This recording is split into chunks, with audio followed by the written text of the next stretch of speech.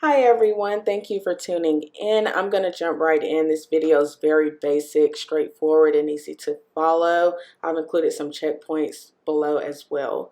The first thing I'm going to look at is the camera recording settings and just how to get the most out of your camera. Just you can go in here and make sure that your 4K quality is at the highest. You can lock your camera to make sure it doesn't change by itself. Just to make sure your resolution for all your camera settings are going to be as advertised and just operating at the highest efficiency level possible. Just some really cool camera features I've discovered not too long ago. Next is just going to be quick contact settings and how to manage your contacts. Just go in here, quick, go to sort order. Make sure that's on first last. That's going to make sure your contact list is easier to follow in the alphabetical order based on how you put the contact in and the person's first name and not using their middle or last name or something weird. Another big one is going to the phone and go into the setting that allows unknown numbers and like just auto spam calls to go straight to voicemail. Just be careful with this one because people not your contacts, even if it's important, you can miss their call. It's going to go straight to voicemail. Next is just some iMessage settings like send read receipts if you want people to know if you saw their text or not. Most people are not a fan of that. Make sure send as SMS is always on so that way your text messages can go through even if iMessage is not working properly for some reason. You can go in here where it says keep messages, and as you can see you can change that to keep them forever or 1 year. If you keep them forever, that is going to use a lot more space on your iPhone and your storage, so just be aware that keeping your messages forever does add up over time for sure, just probably with all those pictures and videos and things like that that we send each other. Filter unknown senders is almost like blocking the unknown callers. You might miss text if you have that check, but it's definitely an option. TV provider is another good one. People don't realize you can sign into whatever cable or TV provider you use. I use AT&T TV streaming app. Highly recommend it. But if you sign in one time, your iPhone is going to automatically know when you have a TV app to use that. I just clicked on the ABC Mouse app just to show that at the bottom of your settings is how you can see every app you have on your phone and manage things like notifications for the apps, where they show up at, and if your apps use cellular data or Wi-Fi only. Next is the cellular data settings. Wi-Fi calling is a really big one. Wi-Fi calling is compatible with iPhone 5C and higher and iOS 8 and higher. So any of those devices you can use Wi-Fi to make phone calls if your signal is kind of low where you are. Personal hotspot is a big one. This is only going to show up on your phone and be available through your wireless provider. If you don't pay for personal hotspot on your cell phone plan, it's not going to even be in the settings to use. But this is how you connect other devices like laptops and tablets to your phone as a Wi-Fi signal. You can change the password there, and that's the password you use to sign those devices into your Wi-Fi from your phone. Right below that is how you can look at your cellular data usage. It's not that accurate because it isn't based on a 30-day cycle like your cell phone bill is, so it's not going to tell you how much you used on that bill cycle. This is a lifetime thing. As you can see in a second, mine hasn't been reset since April 2018. So if you don't go manually reset it every 30 days, it's not that accurate. It's just telling you how much each app has used over a period of time. Next is iCloud. A lot of people still have a lot of questions about iCloud. First is like the subscriptions. If you click on those, that's how you see what's charging your card every month that you have on file. If you haven't expired or free trial, that's going to start charging, but that's where you can go to cancel free trials and things like that. Next is iCloud backup. A lot of people still don't know that using iCloud backup is really helpful. That's the point of having an Apple device, honestly, if you ask me, is iCloud can back up your stuff. You click on iCloud backup, it tells you the last time you backed up. If it's something a really long time ago, a year ago, 2 years ago, 6 months ago, 3 months ago, make sure you pay for that extra storage and have that automatic backup on. You never know what can happen to your phone, You don't want to lose everything. The beauty of iCloud is you signing on a new phone or new device and all of your stuff and settings and just everything is going to be right there for you.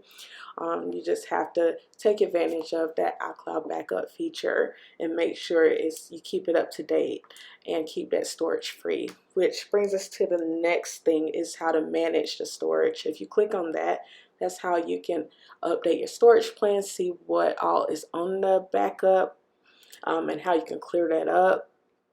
And it does cost money. I'm up to 200 gigs, but when I started editing this video, I've already used the 200, so now I need to go up again. But definitely use that. Find My iPhone is straightforward. You know, that's how you locate your Apple devices, and you can manually reset them if something did happen to your devices that are part of your Find My iPhone iCloud account.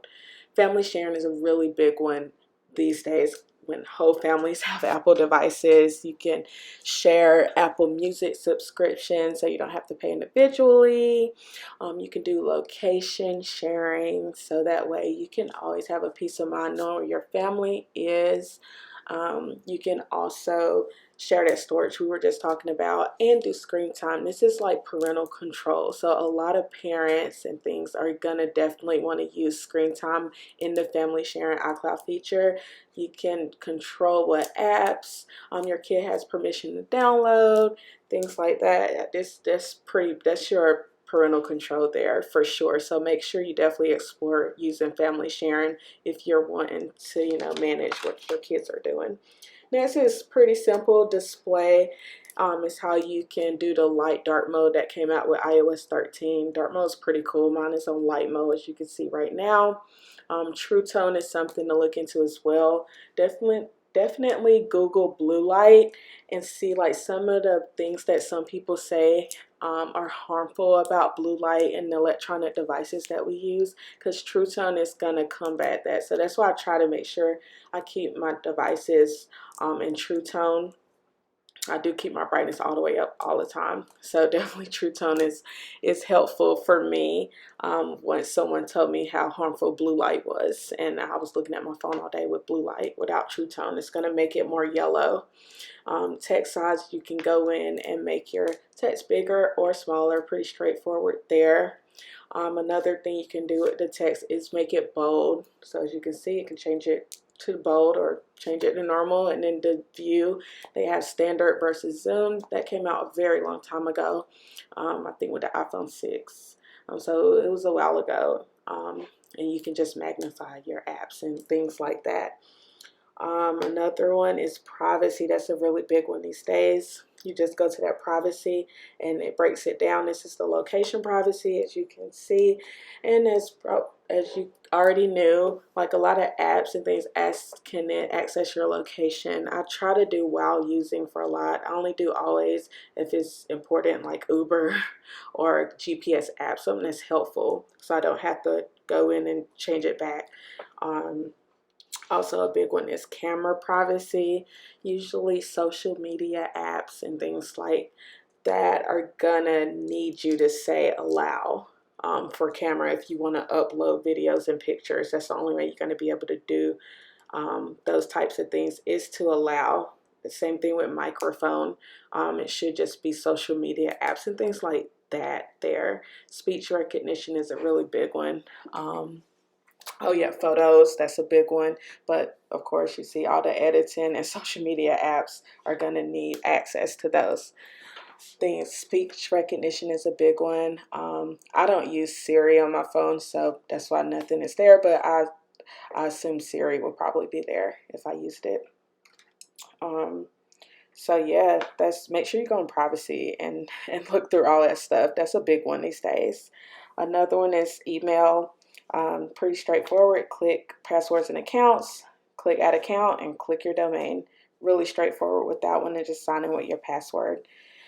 How to quickly make these little bubbles I have with my apps to keep it organized. Just hold it down, press edit home screen, and move it all in and label it.